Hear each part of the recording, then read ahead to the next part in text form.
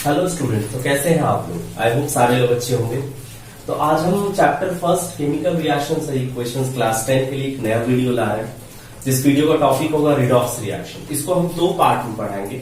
एक पार्ट में हम बताएंगे ऑक्सीडेशन क्या होता है, रिडक्शन क्या होता है। दूसरे पार्ट में हम ऑक्सीडाइजिंग एजेंट, रिड्यूसिंग एजेंट और साथ साथ हम आपको बताएंगे आखिर रिडॉक्स रिएक्शन कैसे करते हैं। ठीक है, तो ये स्टूडेंट्स ये है हमारा केमिकल रिएक्शंस एंड इक्वेशंस। ठीक है, रिडॉक्स रिएक्शन में पढ़ेंगे। जनरली इस टॉपिक में बच्चों को बहुत प्रॉब्लम होती है, बहुत ही ज्यादा प्रॉब्लम होती है। जिन्होंने भी रिडॉक्स रिएक्शन को अच्छे से समझ लिया, क्लास 11-12 उनके लिए बहुत इजी हो जाएगा। केमिस्ट्री में एक चैप्टर रिडॉक्स रिएक्शन चैप्टर ही रिडॉक्स है, तो वहां पे बहुत ज्यादा टिपिकल हो जाता है बच्चों के लिए। लेकिन इसीलिए मैं इसको बहुत ही आसानी से समझाने वाला हूँ आपको और बहुत धीरे धीरे बताऊंगा।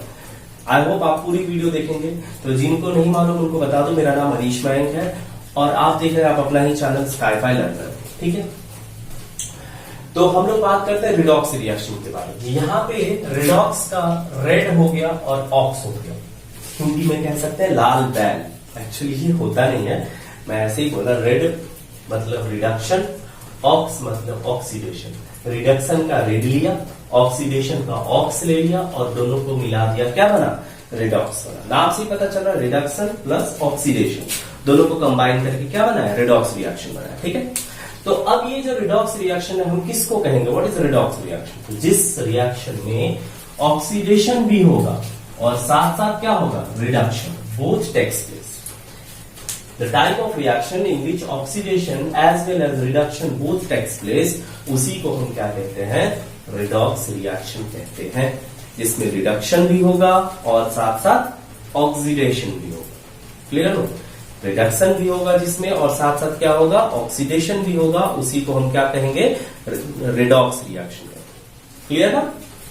ओके, बढ़ते अब यहाँ पे ये ऑक्सीडेशन टर्म आया और ये रिडक्शन टर्म आया। आखिर ये दोनों होता क्या है? What is oxidation and what is reduction? ठीक है, तो इसको हम अलग अलग पार्ट्स में पढ़ा रहे हैं। आप डिफरेंस भी समझ सकते हैं इसको, या फिर अलग अलग तरीके से भी हम एक्सप्लेन करेंगे। सबसे पहले हम बात करेंगे ऑक्सीडेशन के बारे में। ऑक्सीडेशन का मतलब ही क्या होता है? ऑक्सीडाइज होना। कोई चीज का ऑक्सीडाइज हो रहा है। ऑक्सीडाइज हो रहा है मतलब क्या? उसमें ऑक्सीजन ऐड हो रहा है। तो हम ऑक्सीडेशन को क्या कहेंगे? Addition of oxygen. ऑक्सीजन के एडिशन को हम क्या कहते हैं? ऑक्सीडेशन कहते हैं। ठीक है, तो इसमें एक एग्जांपल लिया हमने। Zn को ऑक्सीजन जब दिया हमने तो ये क्या बना? जिंक ऑक्साइड बना। जिंक को ऑक्सीजन के साथ रिएक्ट कराने पे क्या बना? जिंक ऑक्साइड बन रहा है। अब जिंक में क्या ऐड हो रहा है? ऑक्सीजन ऐड हो रहा है। तो जिंक में ऐड क्या हो रहा है? ऑक्सीजन हो रहा है। तो एडिशन ऑफ ऑक्सीजन यहाँ क्या कहलाया? कौन सा रिएक्शन हो रही है? Oxidation reaction. अब हम आपको एक और बात बता दें, ये कॉम्बिनेशन रिएक्शन भी है। ये क्या है? कॉम्बिनेशन रिएक्शन भी है। क्योंकि कॉम्बिनेशन जब हम पढ़ा रहे थे, जिनको नहीं मालूम जाके मेरा वीडियो देखिएगा, फर्स्ट लेक्चर इस चैप्टर का, जिसमें हमने कॉम्बिनेशन रिएक्शन के बारे में बताया था।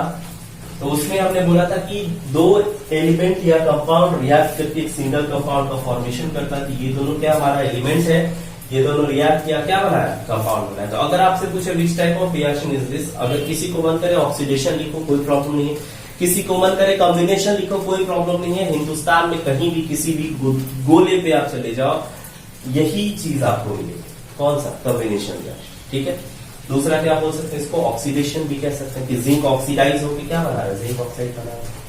अब एक और चीज में है, हम इसको हीट सप्लाई कर रहे हैं, मतलब हीट रिक्वायर्ड हो रहा है इस रिएक्शन के लिए।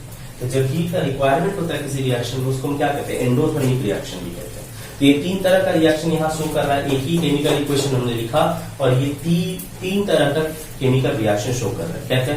एक ऑक्सीडेशन, क्योंकि ऑक्सीजन ऐड हो रहा है। दूसरा क्या? कॉम्बिनेशन।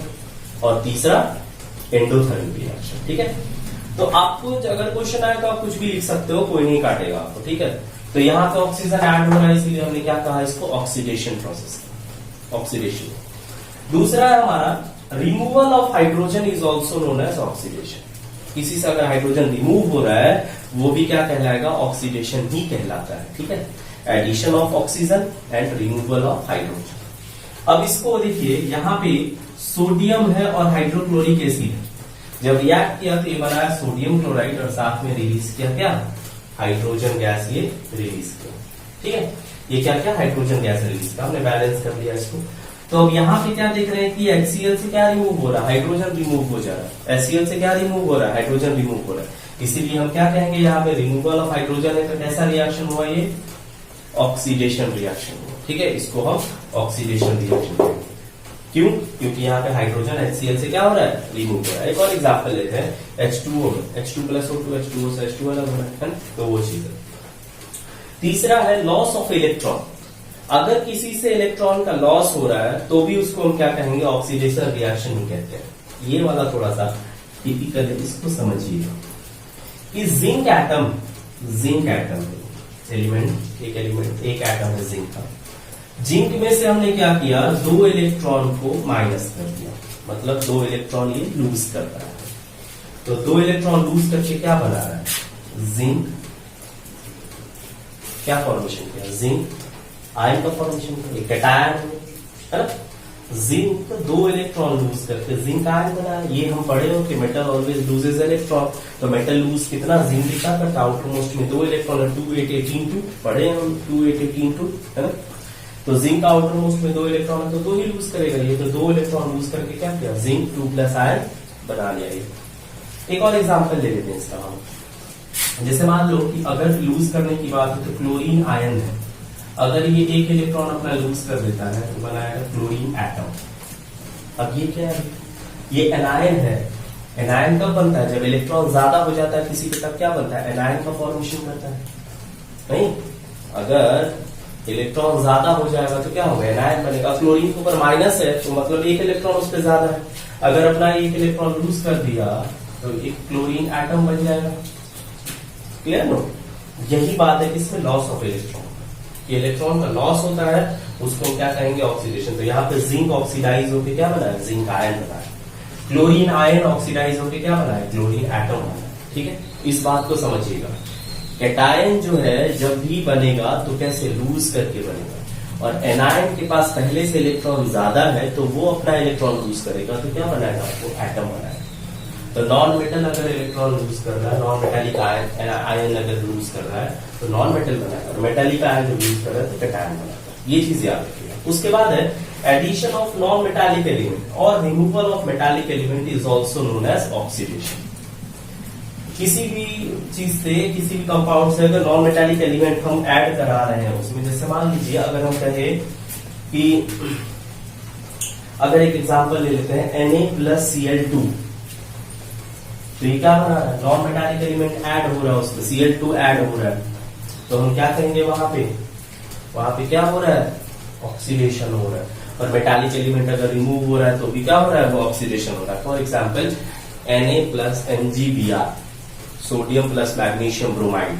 तो सोडियम ज्यादा रिएक्टिव है मैग्नीशियम ब्रोमाइड से, तो मैग्नीशियम को डिस्प्लेस कर देगा, सोडियम ऐड हो गया वहां पे, तो ये भी क्या कहलाता है, ऑक्सीडेशन रिएक्शन। तो एक केमिकल रिएक्शन, मतलब एक इक्वेशन में डिफरेंट टाइप्स ऑफ रिएक्शन हो सकते हैं।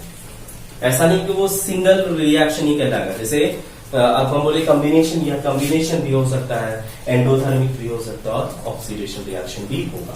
तो ये बात हो गया ऑक्सीडेशन का। अब हम बात करते हैं किसका, रिडक्शन। अब हम बात करते हैं किसका, रिडक्शन का। तो रिडक्शन में क्या है, जैसे इसमें लिखा हमने एडिशन ऑफ ऑक्सीजन, इसमें क्या हो जाएगा, addition of hydrogen is known as reduction. Reduction का हाइड्रोजन अगर किसी में ऐड हो रहा है, जैसे कि अमोनिया बनता है, इस प्रोसेस को हम कहते हैं हैबर्स प्रोसेस। आप लोग जरा सा मेरा वीडियो देखिएगा, जिसको याद नहीं होगा उसको याद आ जाएगा कि हैबर्स प्रोसेस क्या होता है। इसको कहते हैं हम हैबर्स प्रोसेस। ठीक है, ये कहलाता है हैबर्स प्रोसेस। तो अमोनिया के सिंथेसिस को हम क्या कहते हैं, हैबर्स प्रोसेस कहते हैं। नाइट्रोजन में क्या ऐड हो रहा है, हाइड्रोजन ऐड हो रहा है। उसके अलावा ऑक्सीजन का रिमूवल अगर होगा तो भी क्या कहलाएगा, वो हमारा रिडक्शन रिएक्शन भी कहलाता है।